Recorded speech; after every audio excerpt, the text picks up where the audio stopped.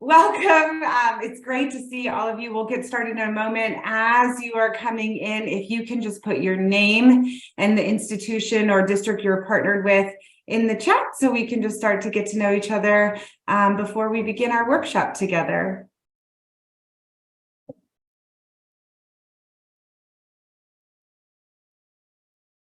Again, great to see all of you here today. Welcome to day one of Innovative Solutions using mixed reality simulation in the classroom. We are thrilled for this two-day workshop. As we wait for folks to join us as they're coming in through the waiting room, if you can put your name and where you're joining us from in the chat.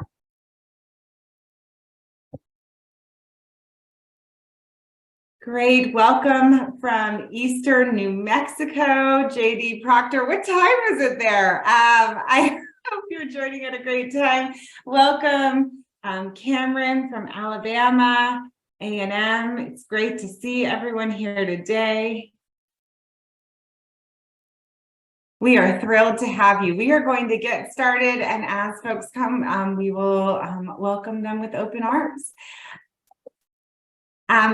We are just great, so grateful to have all of you here today and that you've chosen to spend a part of your day with us. You'll have an opportunity throughout these 2 days together to get to know each other better in large group and small group discussion. But for now, please make sure that you have your first name and institution on your Zoom box so we can know who's with us today. You can do that by right-clicking on your name and then clicking on rename to include your name and your institution. My name is Kim Igwe, and I am Branch Ed's Professional Development Manager.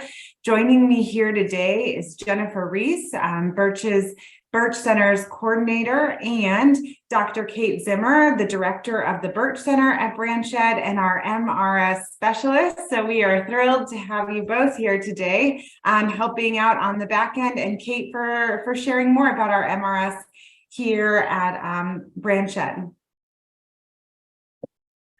A little bit about Branch Ed. Branch Alliance for Educator Diversity, or like we like to call ourselves, Branch Ed, is a professional services organization and a collective of university faculty and leaders advancing educational equity and excellence by expanding individual capacity, enabling supportive relationships, boosting institutional effectiveness, and collaborating with communities. Branch Ed's commitment is to achieve sustainable programmatic transformation leading to improved outcomes for diverse educators who by extension benefit all students by preparing them to thrive in our heterogeneous society. A little bit about today's agenda. We're really going to start off by sharing a little bit more about what is mixed reality simulation, or MRS. You'll have a chance to hear from faculty members. Thank you for being here today, and how they are using MRS in their classrooms and how their teacher candidates are benefiting from MRS. A little bit for housekeeping before we begin. We are recording this workshop, and we will follow up with an email so you can have that recording. Resources and links will be shared in the chat feature in Zoom. If you have any tech issues, thank you, Jennifer, in advance for answering any of those questions. You can message Jennifer Reese individually or just share it in the chat, and she will help you navigate any tech issues you might run into. Please use that chat feature as well to connect with each other, share ideas, ask questions. And if you're able to be on camera, we just find it's a great way to create community. So if you're able to be on camera today, we would love to see your smiling face to be able to interact with you throughout the workshop. A little bit more about Branch Ed. We offer a variety of professional learning experiences and resources for individuals, institutions, and community members. Through each of these professional learning experiences, our beliefs always hold true that every student deserves access to caring, adaptive, and well-prepared teachers, that every teacher deserves preparation that fuses quality with diversity, and that every person benefits when we create a higher standard of education together. Thank you for being here to help us meet that mission. And one of the ways we do that in our professional learning experiences and resources are through our workshops like today. A little bit about our presenters today. So we have three faculty members joining us to share about how they're using mixed reality simulation in their classrooms. We just thank you so much for being here today. First, we have Dr. Christian Bracco. He's an associate professor of teacher education at the University of Laverne. He received his PhD in international education at New York University and was a high school teacher and teacher trainer for 12 years.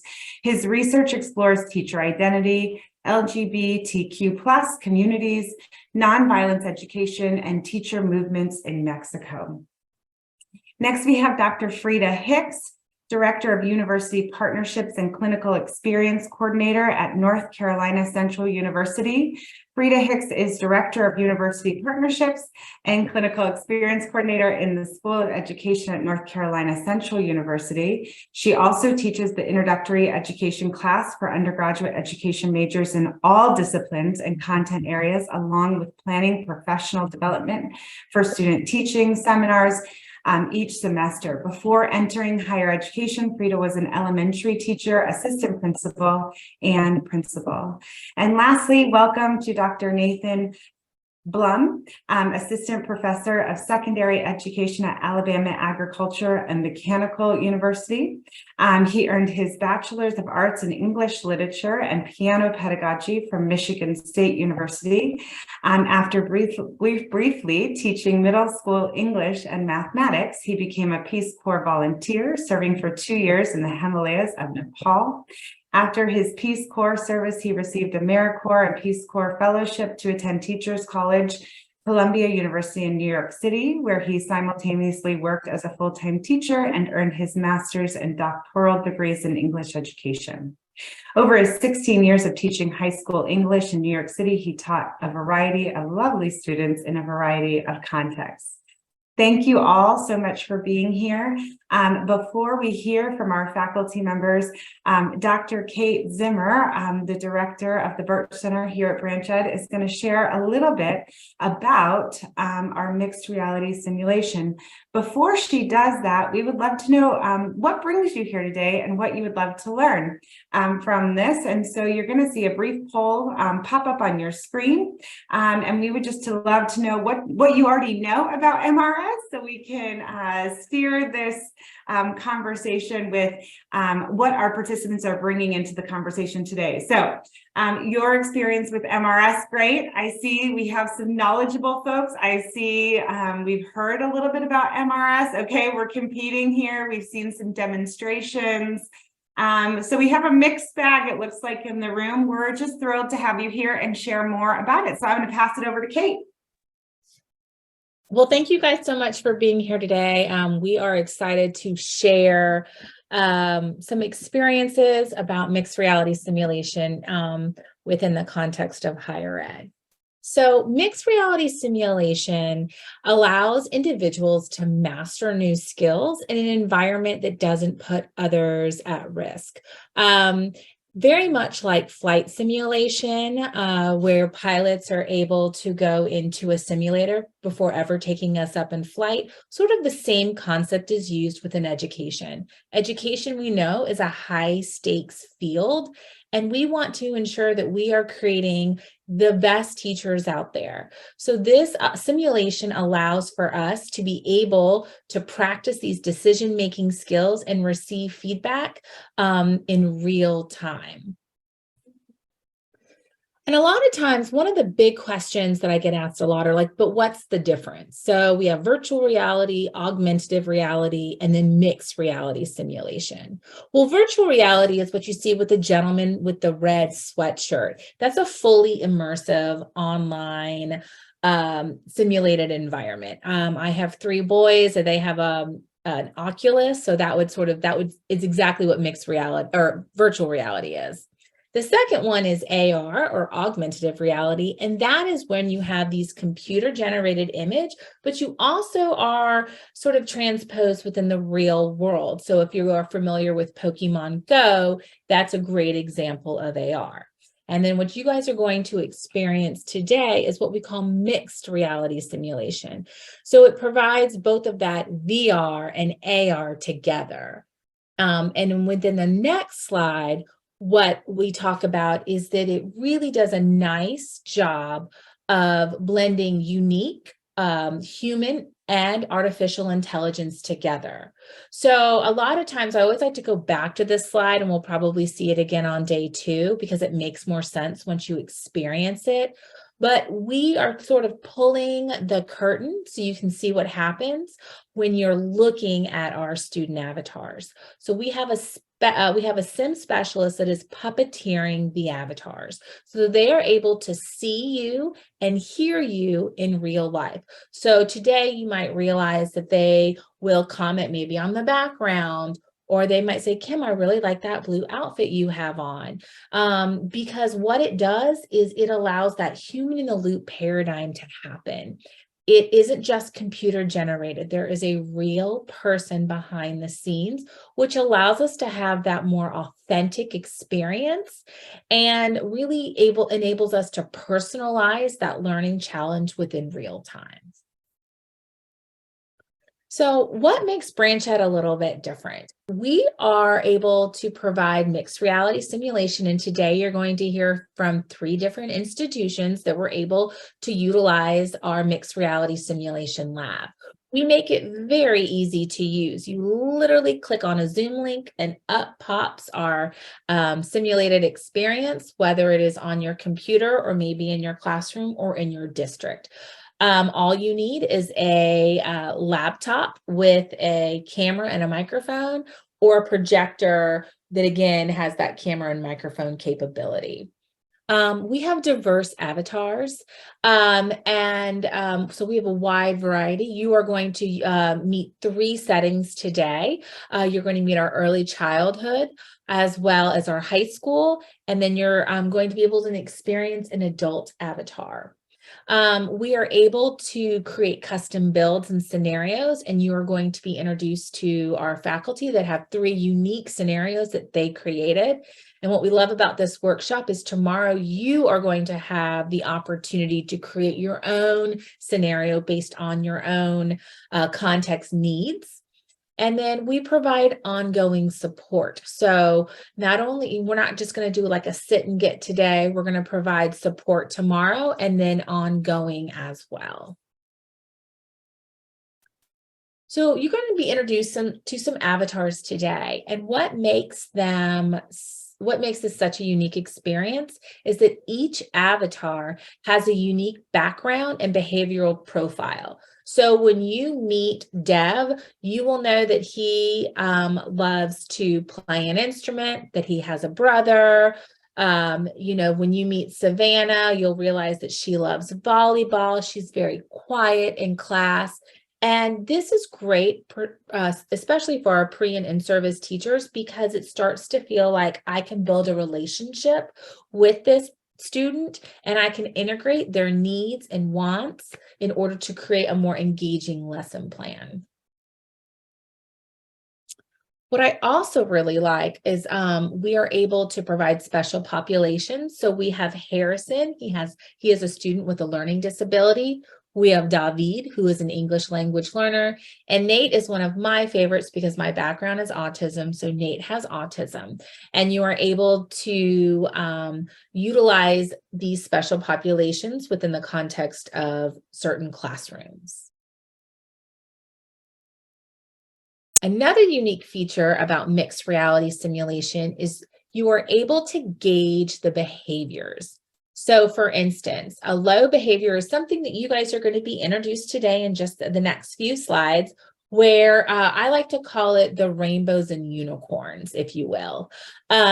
This is where it's just for you to be able to practice and build confidence, and also just kind of get to know and understand a little bit more about how this mixed reality simulation works. We then have the medium behavior, which is more suitable to what you might see in a classroom and or the context of maybe an office or an IEP meeting, having a conversation with the co-teacher. It has more of that reciprocity, that back and forth. So for instance, if the lesson isn't that engaging, you might see Ava pull out her phone or turn and talk to a peer. So it has that more realistic feeling. And then a high behavior is definitely more suited for those challenging classroom and or difficult conversations. We would love to think that every conversation will have a solution, but we know that's just not reality. So this high might just be like, okay, we're going to agree to disagree. How does that look? Let's practice that. Or these are some really, sensitive conversations. Let's practice and receive feedback on how we might navigate those situations. So that was a lot of information in a very little time, but now it is your turn. So these are just some 3 pictures, which you are going to see. You're actually not going to, you're going to meet Linda, who is the lovely lady to the left of the screen. But these are just some other pictures where you are able to just kind of see some of the environments. Today, you're going to be introduced to 3 environments. And this first one is our early elementary students. This one, the reason I wanted to show this one to you is this one is unique. Typically, when you meet our students, they sit in a desk and they're not able to get up because this is technology and there's always some drawbacks. But within this particular, we like to call build, which is our early elementary students. Luna, if she gets a little testy or doesn't like what she wants, doesn't like what's going on, or maybe just needs to go to the bathroom, she will get up and leave the setting. So as a pre or in-service teacher, how am I going to get Luna back into the classroom setting? So what I'm going to do is I'm going to introduce you to a scenario. This is where we would love for a participant to maybe put their name in the chat to volunteer to introduce to our early elementary students. Now, again, remember, this is a low behavior. They do not bite. They're very friendly, and it's a very easy scenario. Basically, you're going to enter the simulation. You'll say start simulation, and you can just introduce yourself. You can say, hi, my name is Kate. I am your substitute teacher today. Please tell me your name, and just sort of get to know who our early elementary avatars are. So do we have any volunteers? And again, I promise they're very sweet. And this is a great opportunity for you to get to sort of meet and see what this is all about.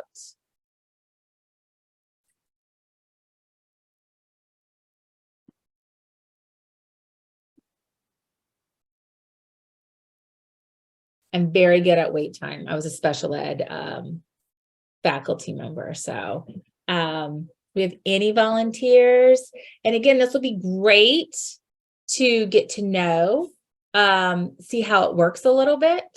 So especially if you're new to MRS, this is a very, like I said, rainbows and unicorns. Do we have some of our, I don't know if any of our speakers want to maybe help them out, show them that they don't bite? I'll rescue everybody. Oh, thank you. I've actually done this one, so with Luna. So can we go ahead and get Michael on our screen?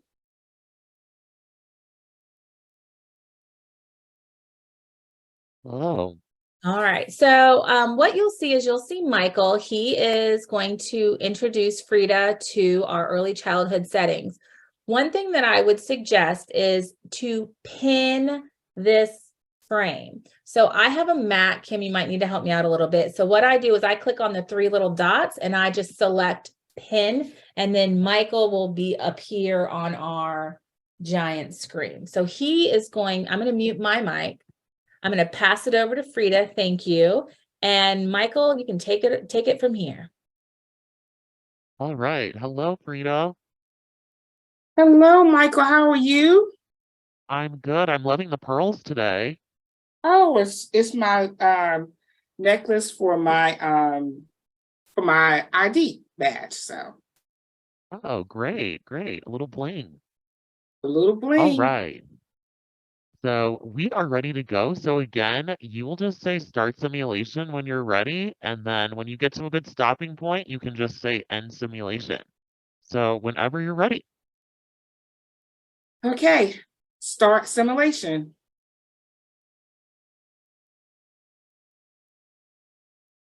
Good morning, boys and girls. Good morning, everyone. Good morning, friends. I am Miss Hicks, your substitute teacher for today. Guess what? What? I got to ride my bike yesterday and I got to go all the way down to the end of the block. Well, if you give me 1 minute, I will love to hear all about it, but I would like to know everyone's name. So can you start telling me your name in the brown shirt? Will you tell me your name? I'm Brandon. Brandon, how about you in the pink shirt? Anna. Is it Anna? Okay. How Uh-huh. about you in the black hoodie? My name is Mateo. Mateo. And how Mhm. about you next to Mateo? I'm Andre. Did you know there was construction outside? I saw a construction truck outside. Oh, I did not know that when I came in this morning. And how about you next to Andre?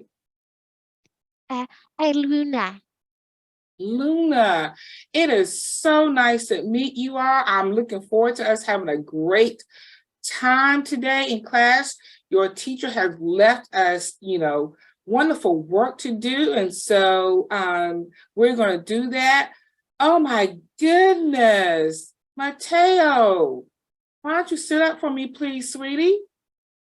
I want to go home. Oh, I know, but we're going to have a great day today. I mean, we have some fun planned today. So Brandon started telling me a little bit about himself. What about you, Anna? Is there one thing you would like to say before we get started with class today? I got to dance at my dance recital on Saturday, and I got to wear my really sparkly shoes. Oh my goodness, I love sparkly shoes. I do love to dance too. Mateo, would you like to say one thing before we get started today with class? Me don't have anything to say. Don't have anything to say right now, but I guess what? I know by the end of the day, you're going to have something to say. And Andre, one thing you would like to say before we get started today?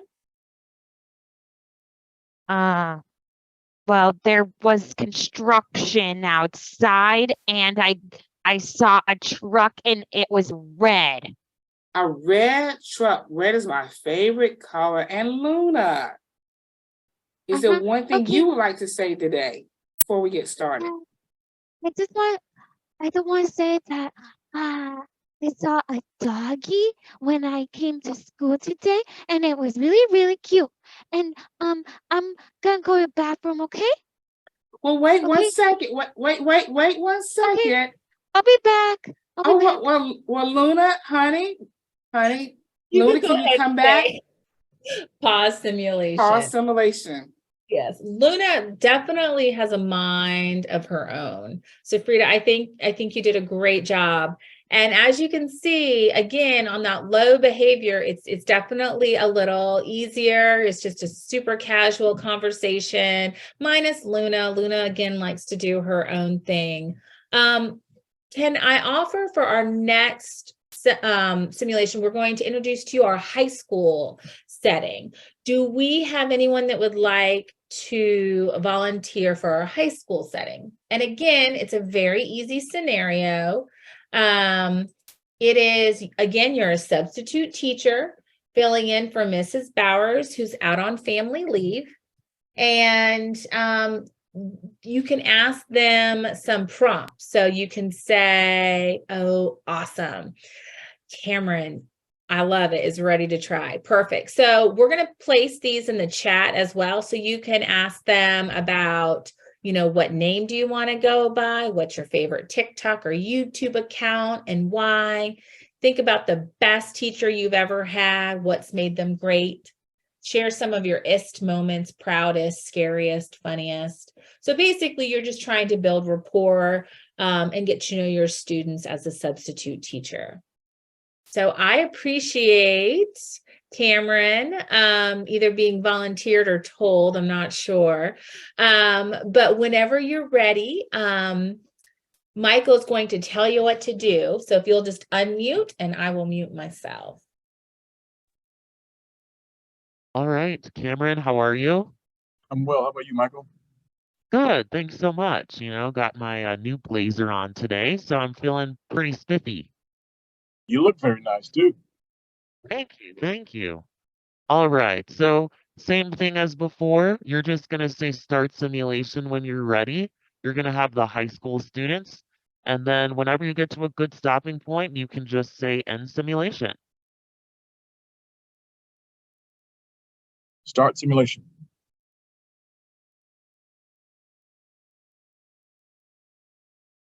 Good morning. How are you all doing? Yes, I'm doing so good today. You know what happened? I actually just got like 1 million likes on my new TikTok. Great. Listen, so you guys know today I'm going to be your substitute, correct?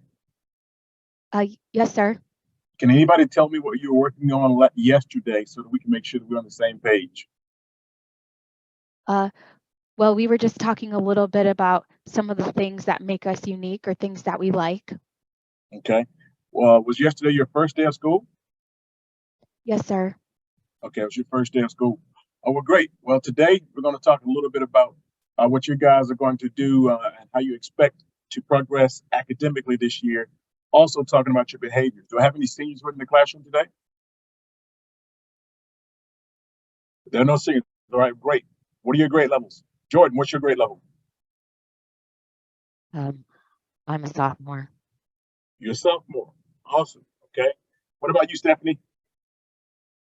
Yes, me too. We're all sophomores in here. Awesome. I was just asking you what grade you were in, Stephanie, but thank you for sharing. Oh, sorry. I was just Okay. like letting you know. Thank you. James, so tell me a little bit about yourself and what I need to know about you. Yeah, so I'm James, and I am a DJ. You can call me DJ J-Dog, and that's a little bit about me. Okay, you think that tone is appropriate in class? Well, I'm a DJ, so I'm just practicing. I know you may be a DJ, but you need to be mindful. You're in class. Your tone needs to be appropriate, okay? Okay, Thank sorry you. about that. It's okay. Jordan, tell me a little bit about yourself. I'm Jordan, and yeah, I don't really know. Okay, well, great. All right, Sierra, Yes, sir. where are you from? I'm from Georgia, Okay, what part? Atlanta. Awesome. What do you like doing what is one of the coolest things about Atlanta? Probably the food, I would say. Awesome. Also, Atlanta got some really, really, really cool places to visit. Yes, sir. There's a lot there, a lot of history. Okay, what type of history you think? There is civil rights, and there's also a lot of other things. They actually had the Olympics there. I just learned about. Yeah, Olympics came there in 1996. So that was a very long time ago. I was actually the same year I graduated high school. Angela, tell me a little about yourself. So I'm Angela, and this is, I guess, a cool class, but I mean, I like to read and I like to do other things. Is there anything else? No, that's a very good start. All right, if you will, go ahead and get out your pens and papers. We're going to go ahead and jot down a few things off the board.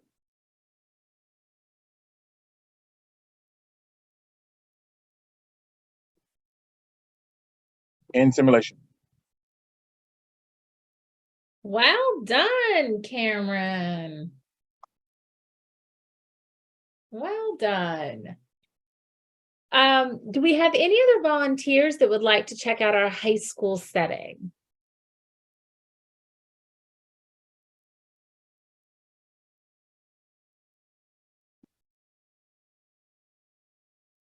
Okay, so what I would like to do is share actually our next scenario, because what we did is we showed you guys the early childhood. We also showed you the high school, but we have a upper elementary and we also have a middle school setting.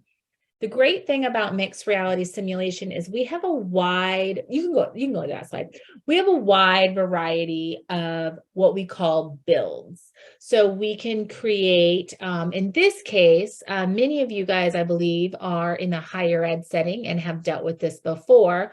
So this scenario has to do with a grade grievance. So in this build, it looks like it might be a faculty office, although when I was a faculty member, I did not, one, have this nice of an office or space, but you know, a little imagination kind of go a long way. So we built this based on some of the needs of our stakeholders. And one of them was, how do we have a conversation about a grade grievance, particularly when there's been a lot of parameters that have been set and was stated in the syllabus? How do we negotiate this? So we were able to use this scenario in a faculty meeting, if you will. So I'm just going to read you this scenario. And the reason I'm doing this is we can ask for a volunteer. We would love to have someone volunteer, but it's also just to show you the breadth and depth that scenarios can have. So this background story is Stacy is a non-traditional student, about 25 years old, caring for her young daughter while living with her mother. Both Stacy and her mother work at a local grocery store as cashiers. Stacy can be very emotional and seems to be overwhelmed with tasks, with deadlines, frequently bursts into tears when discussing assignments or anything about the assignment, or when discussing topics that seem to hit close to home. So she is, she's here in your office begging to submit a late assignment based on the background story you heard before. You're aware of this story and are sympathetic, but also know there's 74 other students in the class, and some of who are also non-traditional students. You have it in your syllabus that you will allow students to submit work for full credit only under extreme situations and at your discretion. So when do you cross that line to extreme hardship? So this assignment is worth 35% of the final grade, and students knew about it for 2 months prior to the due date based on the syllabus and multiple class reminders. So Stacy is now trying to submit the assignment a week after the deadline, and this is the first time you're hearing about this request. Do we have any volunteers about this scenario? And again, it's going to be on a low behavior. We're going to be, like I said, rainbows and unicorns. So Stacy might listen.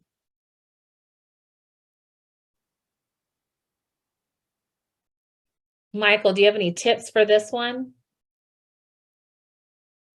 Well, I would just say that for this one, it's one of those students who's kind of wanting to show pity. And it's someone who does have a difficult situation. So it's usually just talking to them and explaining to them, you know, what's happening and ways that you can work around trying to improve that grade in some way. All right. Does anyone want to volunteer? Like I said, I promise they don't bite.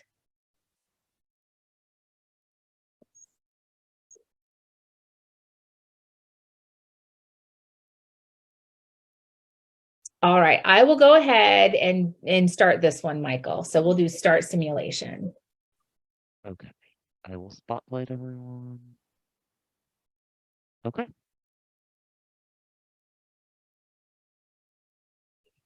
Hello, Stacy. How are you?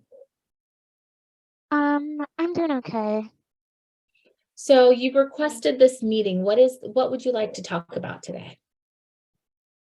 Okay, so here's what's going on. You know that assignment that you had a while back. Well, I know you gave it a while back, but I just realized that it was due and that I missed the deadline. And it's just because I've been so busy. It's just been really difficult to get everything done. You know, and I have a daughter, and I'm just really trying to, just handle everything as much as I can. And I just wanted to see if I would be able to turn it in late, if that's okay. And just wanted to see if you'd be understanding of that. All right. So according to my notes here, you have attended every class this semester, correct? Yes. I Okay. have. And at the end of every class, we went over what was due. And we went over this assignment. It came with a rubric. And did you have any, and did you ask any questions about this? Or, and according to, my memory is that you didn't ask any questions, clarifying questions, and did not ask for any extensions. And this was due 2 weeks ago, and we're 35% of your grade. And in my syllabus, we have all the due dates, as well as I have each student sign at the end that they have read the syllabus and understood our assignment policy. And I see here that you have signed that. Okay, and I do know that, but it's just been really hard, and I just had so much on my plate, and with having a young daughter, and I'm working at the grocery store, and my mom works there too, and we're just trying to survive, and I just had so much on my plate. I don't think I had enough time. And if you just give me, like an extra week or something, I promise I will get it done. Have you started the assignment yet?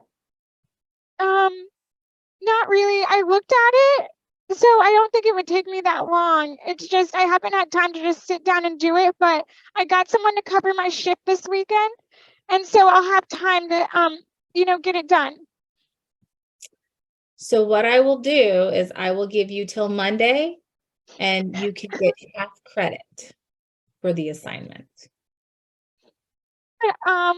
It's worth 35%.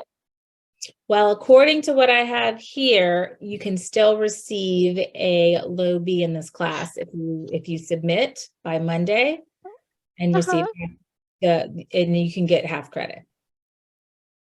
And I would only get half? Yes. I think that is more than fair.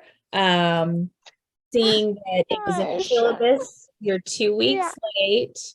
And although, I definitely am sympathetic, I'm a working mom of 3. I completely understand, but we also have to, there comes a time when we have to prioritize. And so that is what I can do for you. Does that work? Do you think I could maybe get some extra credit? Well, let's see how you do on this, and then we can always come back and talk about that. Okay. I'm really sorry. I didn't mean for this to happen. And I promise it won't happen again. And I will get it done this weekend and turn it in. All right. Thank you. Pause simulation. All right. Thank you, Michael. Thank you. All right. Do we have any questions right now about the simulation? You can go ahead and unpin Michael, but does anyone have any questions thus far? So where did their personalities come from? I noticed that they all had unique personalities, and it seemed as if it was pre-programmed as opposed to just being a blank idea. Okay, so the students are actually based on real life people. So their background comes from real life, all the students. Stacy, the one that you just met, was a scenario that we created, and I worked with the sim specialist. And what you guys are going to learn tomorrow is that you kind of create a profile for them. So with her, we talked about what is her perspective? Well, she didn't like the fact that I was only going to give her 50%. And so she was going to push back. And in her background, she's going to always bring it back to like, I'm having trouble meeting my bills. I feel overwhelmed. I'm a single mom. I barely have it together. So that was sort of her background, if you will. And that's why we kind of gave you that, we built that background story. We could have changed it a little bit to where she was like, well, forget this, I'm out of here. But in this one, we wanted her to be a little more emotional. Like, how do I deal with that as a faculty member? How do I navigate that conversation? So if you create your own scenario, you sort of create that background as well. And our 3 faculty members will kind of go into it a little bit more. And today, when we have our breakout sessions, you can kind of ask them like, well, what does that look like? Or how did that work? Or what were your thoughts behind it? But the students in the classroom are based on real life people. And it was great. I got to meet Nate's real life. And I can't remember his real life name, but he was so excited that he was an avatar. It was the coolest thing to kind of see him interact with himself, and the mannerisms were the same. And like I said, Nate is a student with autism, so he had the same sort of stemming. So Nate in real life, can't remember his name, would like flap his arms, and then Nate on the screen would flap back, so again, it's based on real life people. So the students are. The adults, you can kind of tweak. We do have some that have a minor background that might say, oh, this is so-and-so's mom, or this is so-and-so's dad. But other than that, you can build that background. Because the sim specialists are trained actors. So they're really good at improv. It's a great question. Do we have any other questions about the simulations thus far? All right, I'm going to pass it back to you, Kim.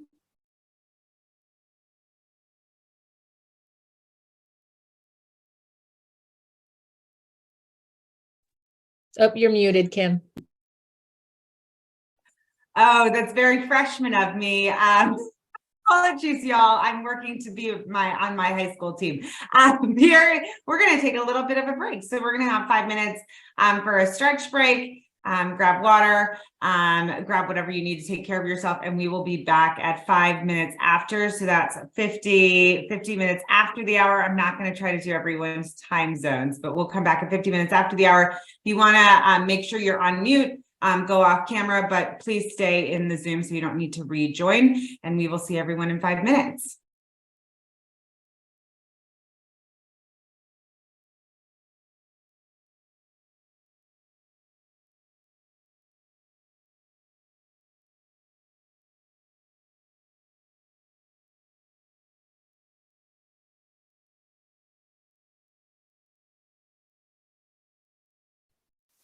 Welcome back. Hopefully you had a break and some time to get some water, walk around, see the sunshine if it's shining near you. It's raining near me. So I got to look out the window.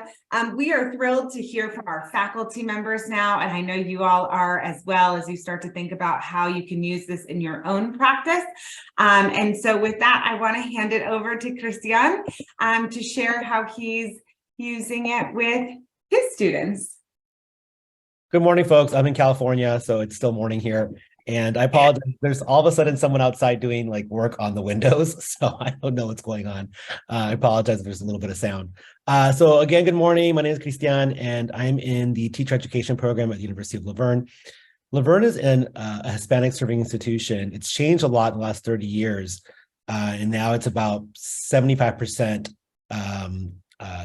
students of color. And in our teacher ed program, it's about that number. 3 out of 4 students are students of color. And about 4 out of 5 at the university more broadly are Latinx, African-American, Asian. And so the university has really changed its focus to be more serving of our minority students. And so I really appreciate this MRS work, because a lot of times universities like La Verne don't have access to resources like these kind of technologies. So I was really excited to go to the workshop in Orlando last year and learn about this. The course that I wanted to be able to apply this to was, I work in a credential program for single subject, and a lot of students don't understand how to talk to adolescents, right? So when I was trained in the late 90s, I had an adolescent development course. And so when I wrote this course, I wanted to incorporate adolescent learning. What are adolescent learners like? How do you talk to them? And thinking about how do you listen to students? What does active listening mean in a classroom? What are the ways we can incorporate active learning? What are some theories of learning like constructivism or social learning theory or information processing theories?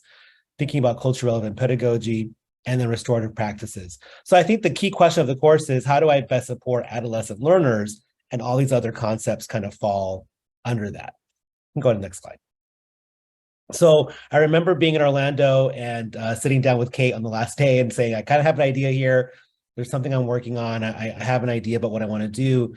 And again, because the course has so many things, but really ultimately it's about supporting adolescent learners, I wanted to create a scenario where students would have, my student teachers would have the chances to show care, do open-ended questioning, probe student responses, connect to prior knowledge and schema. And you saw, as Kate was mentioning, all these avatars have personalities, right? So we had read some of these and I was interested in, how do I help my students access that information? Like the fact that Ethan loves music, or that Savannah loves volleyball, or that Ava likes cheerleading, right? Which you don't know until you really ask her about herself. She starts to draw out a bit, right? So asking about how to be an active listener, thinking about how to use like a think, pair, share to do some active learning, and really thinking about 8th graders, where they are developmentally in the developmental cycle.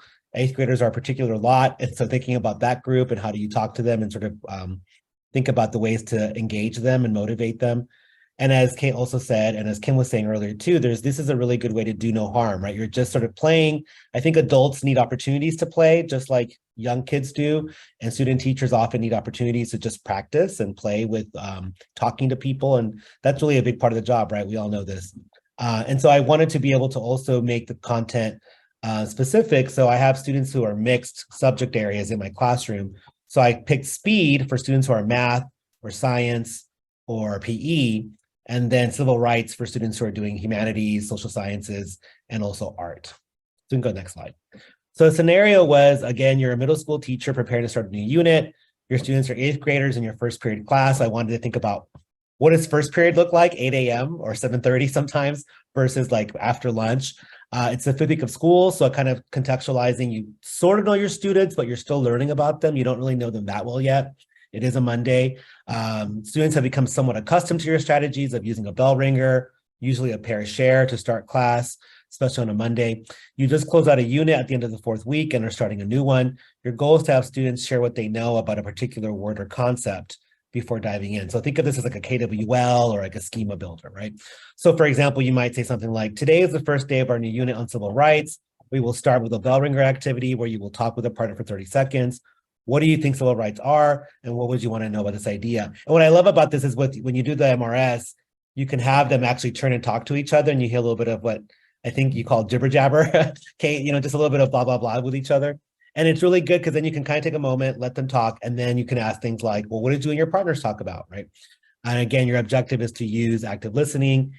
I did build in some behavior stuff. If it gets to the more complex behavior, how do you de-escalate? How do you bring down students? You might learn, for example, that Ava can be a bit ornery and push back a bit and is very sarcastic. Jasmine loves to talk and will talk a mile a minute if you don't find a way to jump in and stop her. She's very passionate about animals and animal rights. So just again, thinking about the different types of personalities you're going to have: students who talk a lot, students who are very reticent, students who are very resistant. Go ahead, thanks. So what I did is in the fall of last semester, I had this as a culminating activity for my 8-week class of my course. Students, this was an entirely virtual course, so students attended virtually and synchronously, but they were split into 2 groups, right? My math, science, PE group, and then my humanities group. Each had about 5 or 6 minutes because it was a large group to work and talk with the avatars. And then the partner would take over halfway. So it was about 10 to 12 minute blocks per pair. The whole group combined for a debrief at the end, and that was a really powerful conversations around what they learned by doing that. I'm so sorry about this noise. Hold on one second. Sorry. So what I think was the most valuable was, I think students really appreciate seeing each other, how they respond to students. How did they react? How did they de-escalate? How did they engage the students? And this semester, I'm actually doing it on Kate's suggestion as a midterm and a final to kind of get 2 data points and kind of see how do they respond initially halfway through the course and how they respond at the end, right? So thinking about the ways that they can grow and reflect. And this is all an in-person class, so we're doing it all together. And then we did a big debrief at the end of the midterm a few weeks ago. And then we'll do it again as an opportunity for growth. Really quickly, Kim, on the last slide, I had them just do some exit tickets, kind of like, what did you learn? I think, as I mentioned, if you look at the top left, something I found valuable is learning from your own experiences and classmates on handling certain situations. We used all of our experiences as puzzle pieces to find possible interests. So really thinking about how each person was able to draw out a little piece there, right? Another person on the bottom left talked about dealing with different temperaments, trying to deal with difficult students. And the top right, it was helpful to see how my peers dealt with redirecting the students and keeping them on task. It helped me to understand how to prepare with questions and activities. So again, just thinking about, they learned a lot, I think, from just the empirical experience of being in a room, watching other people try things out, and you learn from others, right? You can read all kinds of strategies in a book or on a website, but seeing your own cohort work through it has a lot of learning potential too. Thank you. So I think the question we wanted to pose to folks, are there any things that you would like your students to practice? So for me, it was about just showing care, active listening. I'm wondering if anyone in the group in the chat can share what would be something you'd want your students to practice or explore through a virtual scenario.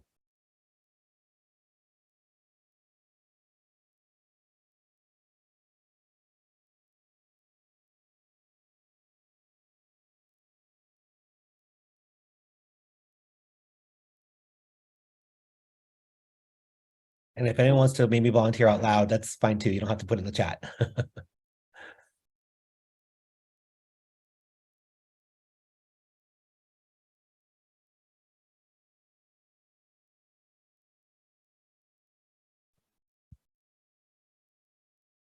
All right, well, maybe I'll go ahead and move forward, Kim. Yeah. All right, so next up is Frida, and I'm going to go ahead and pass on to you, Frida. Good afternoon, everyone. I know it's kind of right after lunch, so I know how that is. And I am in North Carolina, so I had the nerve to get North Carolina barbecue for lunch today. So we'll see how this goes. But go ahead to the next slide, Kim. So if you know anything about NCCU, we are a HBCU. And so 95% of our students are African Americans. And so anyway, I also am the director of clinical experience, and I also teach 2 classes each semester. And so those classes range, but I always teach the orientation to teaching class, and that is the very first class that every education major takes. Even if you're a PE, music, we have dance, so everyone takes that class. So during that class, they have to complete field experience hours, at least 12 to 15. And so during that class, they receive the introduction to the students, MRS. So that class, before they can go out to the field for the very first time, they must go through that simulation as a class. This class is I've taught it online, and I've also taught it in person. And so everyone takes that class, and then also during that class, at some point, I normally ratchet up the behavior the second time around, because now that they're out once they get out, they are getting to see student behavior. So then I move it to where the behavior is, leveled up some. This semester also in educational psychology and human growth, all of those students who are in those courses also go through the MRS. And basically because the class is mostly early childhood, elementary and secondary students, we kind of work on scenarios with that class. And lastly, our student teaching experiences year-long. The first semester you go 1 day a week, and then the second semester you go full-time. But before they go out, we do a variety of scenarios. We do, of course, student scenarios with behavior.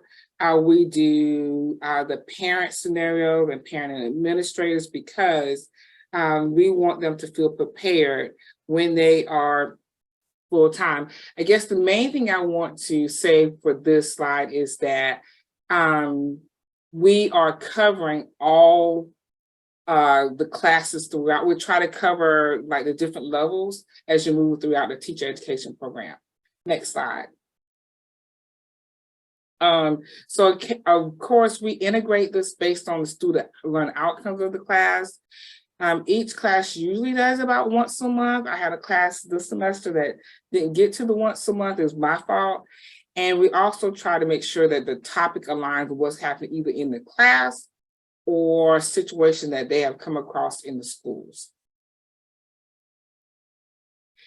And I think, some of the bridges are the students feel like they're prepared their very first time out, because the students are nervous. This is their first time going in the schools. They're excited about being an education major, so they're nervous. So this kind of helps get them over the nervousness.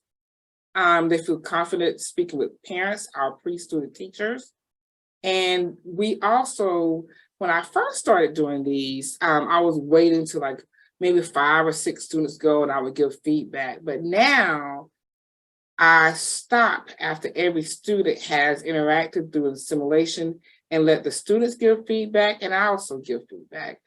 One of the barriers, I do have the educational psychology class, had really 35 students, and to do 35 students or it's too much. After about an hour or so, what I found was students were asking the same questions or giving the same answers. So it's kind of like everybody's heard everything and they can't think of anything new. And I kind of try to direct, the other students down a new path. So that is a barrier. The larger the class, it can be harder to keep everyone focused.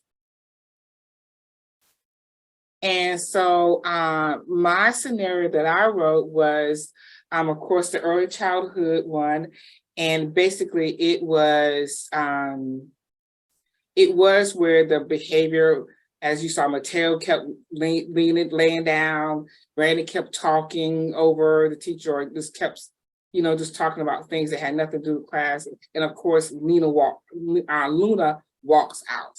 And I will tell you the look on the kids' faces when Luna walks out is kind of, oh my God, what do you do when a child walks out of the classroom? Like, in this scenario, they were like, well, I can't call the office. I'm like, you're right, you can't call the office, but if that's what you want to do, because that's what most teachers probably would do, to say, at this point, I would call the office, that type of thing. So we kind of talk through those situations, because walking out of the class happens at any grade level.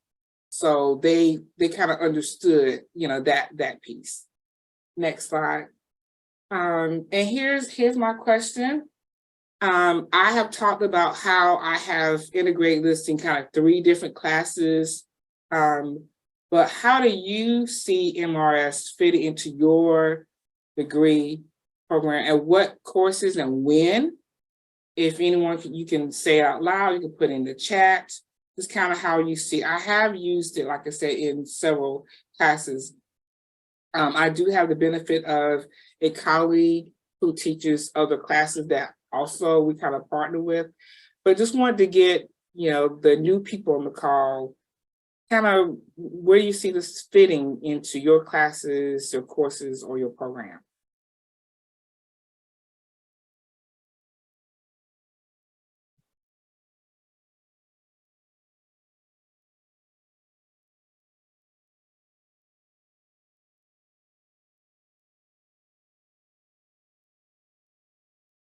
Not everybody had North Carolina barbecue for lunch, so I at least one answer. So I adjunct just one course, and so I don't, and that was probably my last adjuncting opportunity, merely because my job is so detailed. But I'll be honest with you, I don't know if I know enough about how this actually engages your students to even say if it's a good fit for the course I teach. I teach just an introductory education course. And so that's just my 2 cents. That way you don't have anybody not say anything, right? Okay, I can tell you that I teach the introductory course too, but it has the field experience, so that's why I use that during that time. And for JD, yes, several checkpoints in assessment, multiculturalism, something that I also did during my my introduction just now. I mean, in the beginning, I use like boys and girls. So I try to have people say friends and not use the kind of pronouns sometimes. So things like that we also talk about, but I see the checkpoints like, okay, we talked about these strategies for behavior. Let me see you use them now. So I totally agree with you on that one. Anyone else? I think it's good in the classes, because what I saw this semester in my methods courses, and I don't always see this, but I saw a lot of students this semester that really lacked confidence. You know, it takes a minute for you to learn and to pick up your teacher voice. And I think just giving them opportunities to speak through the scenarios will be very beneficial to any major, because I teach all of the majors in my course, and I saw this year, and they even said that in a methods course, and they spoke of finding my voice. So this could give them more practice before they go into field experiences, or even afterwards, or even, well, before or afterwards is what I'm thinking. I totally agree, Kim. That's why I use that introduction at first, and then for the pre-student teacher, that parent, because, you know, now you're talking to, you know, most parents are going to be older than you. So like you said, again, finding your voice. I love that. Love that. Anybody else? I do want to just piggyback off something that Kim had said. What was really interesting is I use this a lot in research, and we did a lot of pre and post. And actually, sometimes efficacy went down, particularly in our behavior courses, because they realized they didn't know what they didn't know. So they thought they knew how to deal with behavior, but when they entered the simulation, they realized, maybe I'm not as equipped as I thought. So efficacy went down, and then it went back up once they were able to provide that purposeful practice. And anyone that's interested in like reading more of the research behind it, I'm happy to share those articles as well. So I just wanted to kind of add that in there.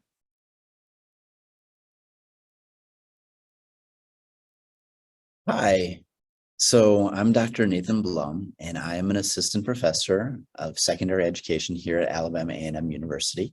And like the context in which Frida teaches, we are a historically Black university, and I have used this mixed reality simulation in a number of my education courses. So, and actually in sort of talking to some of the points that were brought up in response to our last question, I have used this in the introductory to education courses that I've taught. And obviously the scenarios there have to be very introductory scenarios, because the students in those classes don't possess, you know, lesson planning skills yet, or more sophisticated. And what I could envision happening is that in the introductory classes, they sort of encounter introductory scenarios. So that way, by the time I get them in the, say, for example, the English methods course, they would have a foundation, and I could jump right into more sophisticated scenarios. As it exists right now, when I've used these mixed reality simulations in my methods courses, which occur immediately preceding student teaching. So it's the final course they take before they enter student teaching. I've had to, over the course of the semester in that class, I've had to do an introductory scenario, then a medium scenario, and then I can get to more sophisticated scenarios. So it's a bit much to do within a single semester. The particular scenario that I am going to talk about right now is one of the final scenarios that I had my students do, and it's one that I built. it's a scenario that I built in response to a real life experience that one of my student teachers had in the fall of 2021. She went to a local high school. She was placed at a local high school to do her student teaching, and taught her very first lesson, and it focused on issues of diversity. And she thought it went fantastically. She said the students were really psyched about it. They had a great time, and she was really, really excited. She taught this first lesson on a Friday, and Monday, she received an email from the principal saying that a parent had complained about her lesson, and the parent wanted to come in and speak with her. And so, fortunately, this scenario turned out fine, and there were no long-term issues, but it made me realize that we do at least in my courses, I do very little to prepare students for the high stakes conversations that can happen with parents. And so I built this scenario as a means of addressing that need, because I know in my years and years of high school teaching that I've had a number of high stakes conversations with parents, and in some of them I was completely unprepared for. And I think the climate surrounding teaching and community relations is becoming more volatile. And so the last thing I want my pre-service teachers to do is to step into the field unprepared for high stakes conversations where they could potentially say something wrong or say something that could get them in trouble.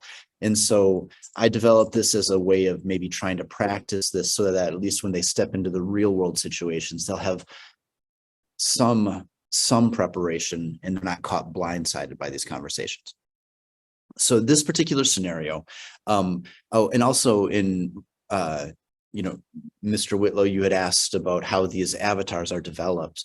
These two avatars were developed modeled after the real parent who complained and the real principal who was moderating the conversation between the two of them.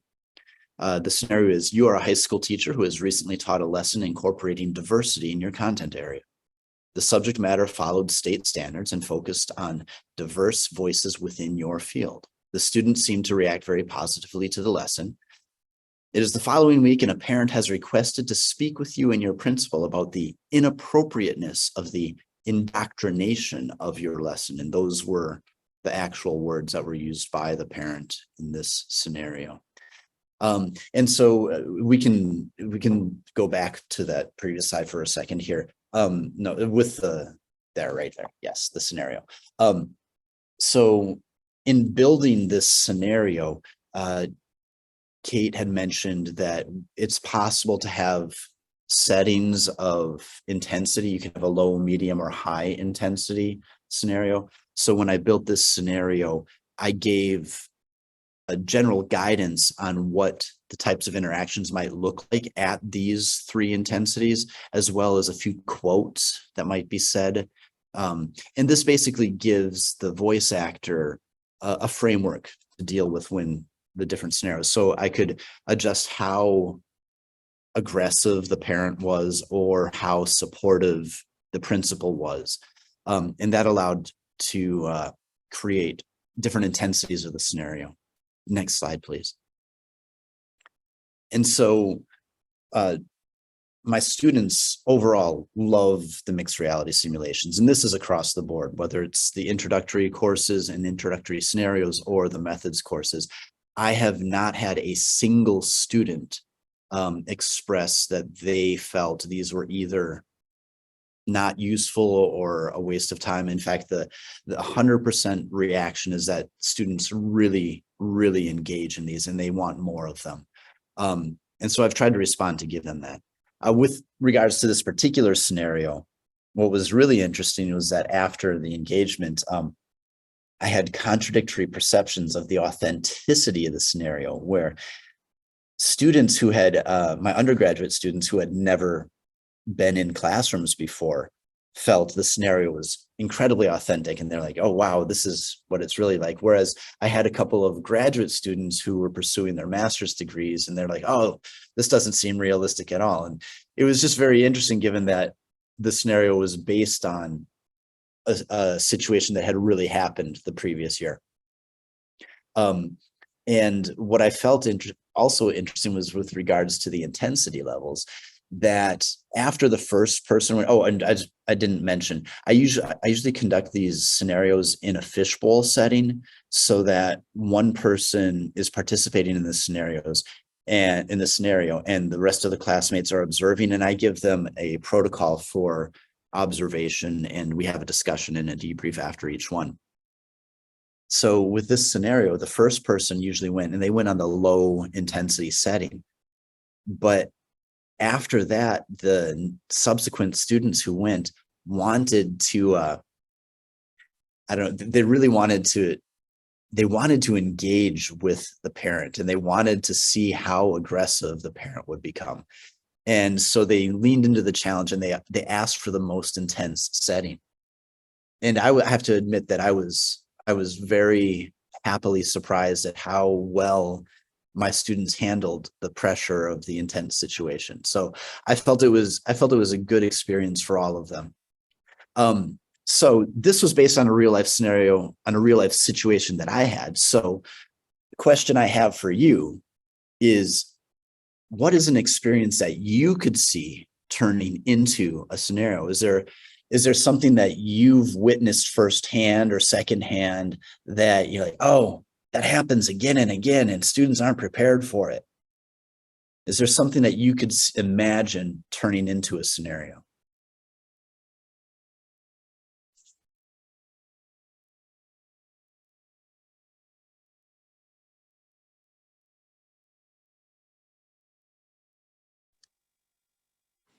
A fight in the classroom, and how to diffuse that just prior to it happening.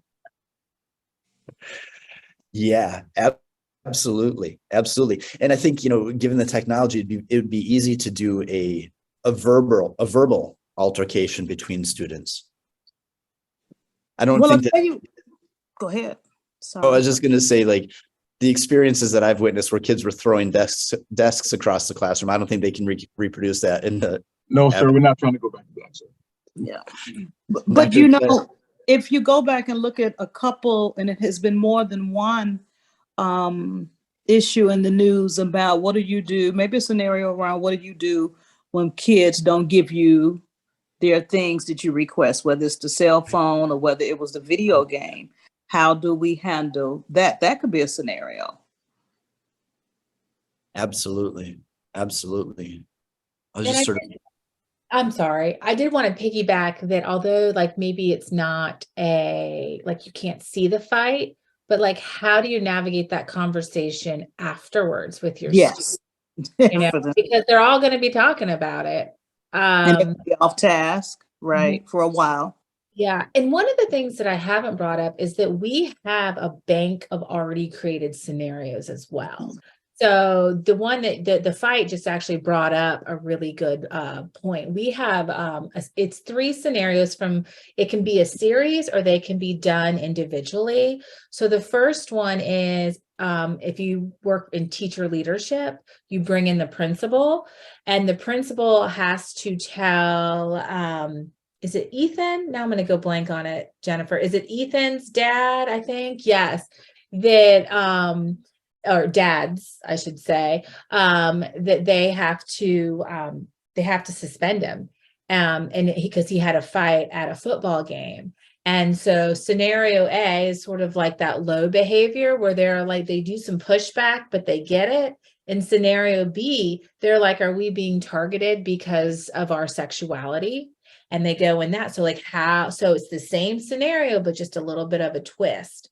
Then the second scenario in that series is now the admin's like, okay, we're going to change up our bullying policy, because they come to find out, once you start talking to the parents and talking to Ethan, he was sticking up for a kid that was being made fun of constantly over a long period of time, and finally got fed up and punched the kid, which, again, we don't want to advocate for any violence, but there's some background story that you don't necessarily pick up unless you ask the right questions. So then, as a teacher, how do you navigate, having a conversation about this bullying policy, which happens to be the same day that Ethan comes back from his suspension? And so then there's rumors flying. Well, isn't the kid in the ICU? So, like, how do you navigate multiple things going on here? And then the third one in this series is there is a teacher. So again, this is more from a leadership perspective. The teacher posted this information on social media. So now you have to bring her in and talk about this social media aspect. So it can be used, in a pre and in-service teacher. It can be used in a teacher leadership or a district level. So, and this was actually all created based on a series. It was a little blip that I saw on ABC News about clearing the room. And this teacher had taken a picture of her classroom after this kid had destroyed it based on behavioral needs. And she got in a lot of trouble for it. But she was doing it because she had gone to admin and asked for help numerous times with this student, and admin sort of dismissed this. So it came across as like, what are some issues? The teacher's not supported. She doesn't feel like she has the tools to be able to work with this child. So anything that you can think of, we can create it to be a scenario. What about first day of school when you're giving out? You think about teachers when they typically are giving out those expectations on that first day. That's one day you got to get right, but you only get one day to do it. And so the more you get to practice that first day of school, I think the better off. I mean, initially when I thought about the program, I was like, well, I don't know enough about it. But now looking at it from my principal brain and how we can potentially train teachers on how to use this, this actually has a lot of application inside schools when it comes to professional development. Yeah, it really does. And the other thing is, it's funny that you say that I taught behavior courses, and I had a student bring me a teacher's rules, and it was, do not get up, do not be late, do not be this. But I'm thinking like, and then the teacher's like, they're not listening to the rules. Like, well, let's take a look at those rules. Like, you're telling them everything they can't do, but what can they do? And so in the scenario we have, I actually have the list of the do not do's, and then they have to come together to create these rules in a way that we know classroom rules should be written. And then they have to go in and teach them. So again, a lot of these things, we might have a scenario already created for it. But yeah, that's one very similar, the setting the expectations. And then I have another one that is, hey, it's the first day of school. We need to start setting expectations. Are you going to create classroom rules to create that classroom environment together? How are we going to navigate that? So we have numerous scenarios on in the behavioral front. What about fire drills and things of that nature? So that unfortunately comes with, there are some drawbacks of just the technology we use. You can't actually get them up and move them. The only avatar that actually moves is Luna. So it might be, let's have a classroom discussion on if we have a fire drill, right, there's some things we might do. So again, you can still do it. It's just going to take a little bit more tweaking, if you will. I can see a lot of my former teachers who would struggle with classroom management and finding that teacher voice. I can see them using this probably from July all the way up until August, getting prepped for school because it's so interactive. So I take back my initial statement saying that it's going to, I don't understand the true application. Maybe not for my class, because still I'm an introductory class. Well, I say you and I talk, because I guarantee I can find something to create. Yes, you're my challenge. I'm here for it. No, it's not a knock. I will tell you. I mean, just what I've learned about it. just hearing this here, and then just going back to how can I work with teachers and how can they improve their practice. This here has so many applications. I mean, you can say the 10 different things 10 different ways, and it's probably going to respond 10 different ways. And so to me, it only gives them that much more confidence to be able to do their job day one, because it's similar. It's going to act almost as if a kid would, and gives them that response I give back, right? So typically, we as educators, we are often, very, very cautious. And so that practice of what to say, when to say it, so that you don't end up being recorded saying something inappropriate. I know we are a small group, and I want y'all to have the opportunity to talk one-on-one with our faculty members to pick their brains around ideas you have. It sounds like there's lots of ideas. Sherry, I see you have an idea in the chat. Cameron, you've had some ideas that you've shared out. So we're just going to have a little bit of one-on-one time with faculty members. They'll be in 3 different groups. Y'all will be assigned to those groups, and you can really talk through any questions you have. This is a great time to just pick their brain of how they've used it, different ways, fishbowl, one-on-one, right? The different ways, and share some of the scenarios that you're interested in potentially exploring. Tomorrow, there is a day 2 of the workshop where you can build out a scenario. So this is a place to start brainstorming that. And there's a badge with that, and there's 10 hours of sponsored MRS time if you complete those. So we highly encourage you to come back tomorrow to continue this process, but we want to use our faculty members who are here today who've gone through this process and give you a chance to pick their brains and share some ideas with them. And so we're going to spend the next 20 minutes in breakout rooms. Jennifer, if you don't mind teeing us up for those in a moment. And in those breakout rooms, please just bring any questions you have, any ideas you want to explore. And faculty members, if you can just facilitate those conversations. And then when we come back, we would love to do a round robin of what folks talked about. So big ideas that were talked about. So make sure you have someone who's willing to come back and share, or facilitators, I will ask you to share. So we'll see everyone back in about 20 minutes to share out some of the conversations you have in those small groups. Any questions before we pop into those groups? Perfect. We'll see y'all back in 20 minutes.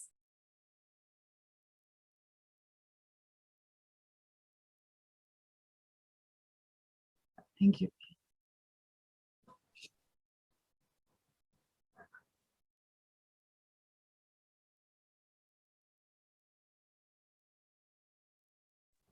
They're talking. They're in conversation because they're not coming back.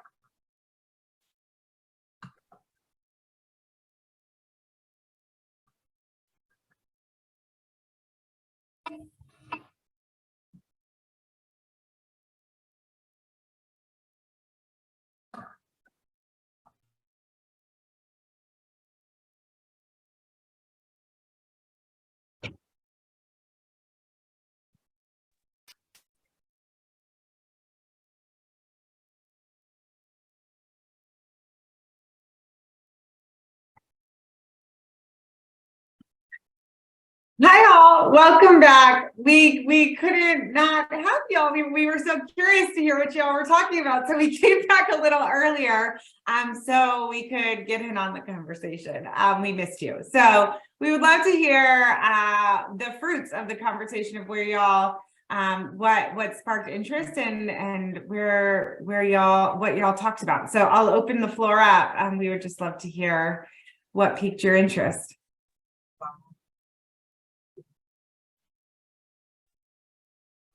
I'll go first and say it's really hard to say where to begin because there's just so much, which is great.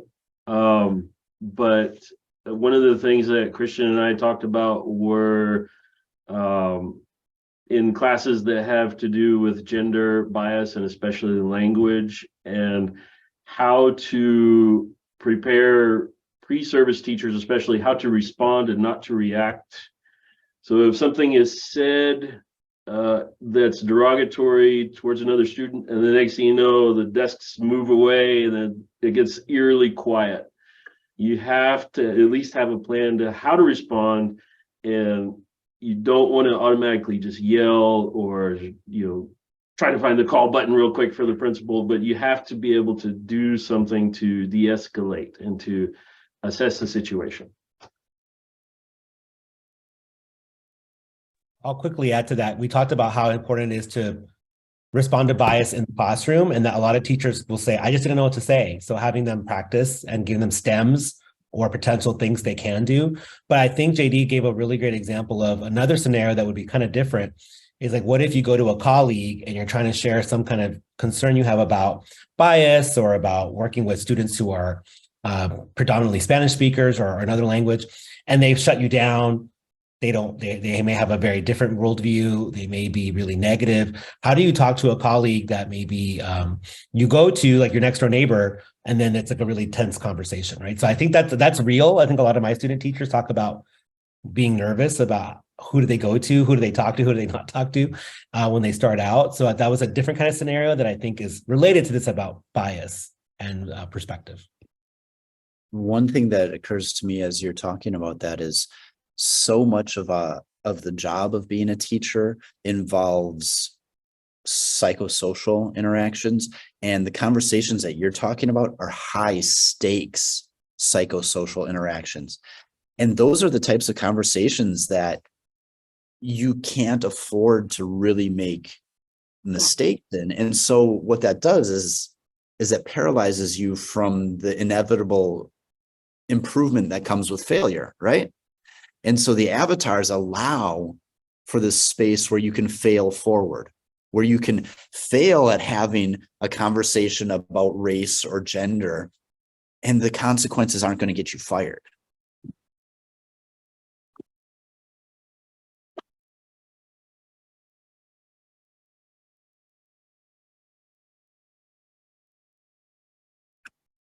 It sounds like there was a lot of great conversation happening, and we are thrilled to continue that conversation and build out those scenarios even more for tomorrow. So what to expect for tomorrow?